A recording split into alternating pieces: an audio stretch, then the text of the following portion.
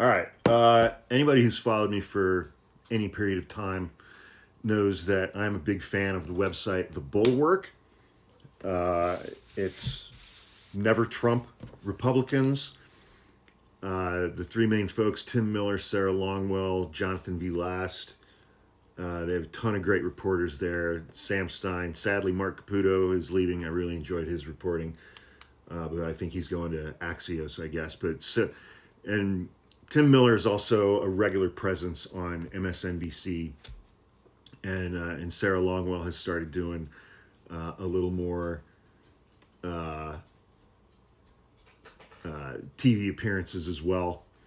And she was on Nicole Wallace's show on, I think it was on Thursday, before all of this budget stuff had resolved, when it was peak upheaval, and it was clear that Elon Musk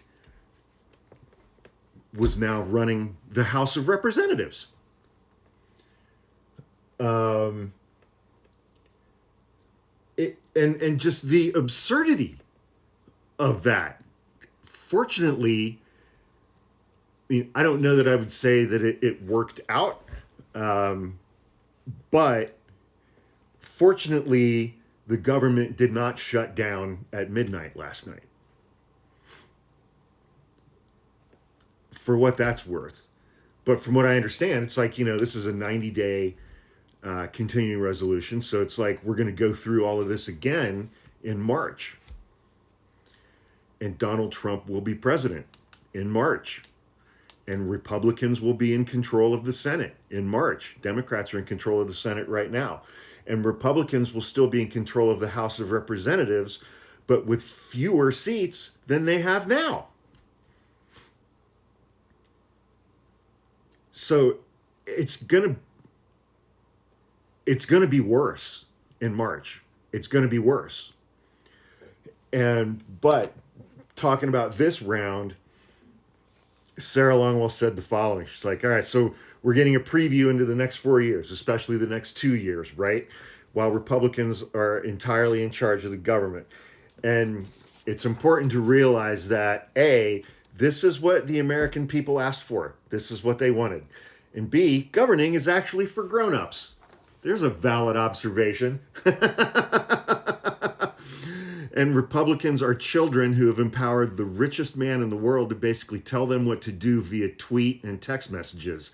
I mean, the idea that the continuing resolution was negotiated, the second one, was negotiated last night by Vivek Ramaswamy, Mike Johnson, and Elon Musk via text message is just preposterous. It's just absolutely preposterous. But it is good for the American people to see this, that this is how Republicans are going to govern. This is how they're going to do it. It'll be fun to watch for a little while until the consequences start landing. And I'm fully convinced that in March, Donald Trump will demand that the government shut down. Because what's going to happen, so he's inaugurated on January 20th. What's going to happen during February and into March? Confirmation hearings into his cabinet picks. And those are not going to go well.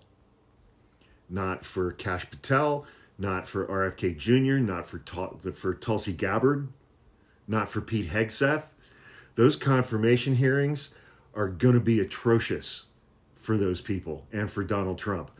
And then this budget fight is going to rear its ugly head again.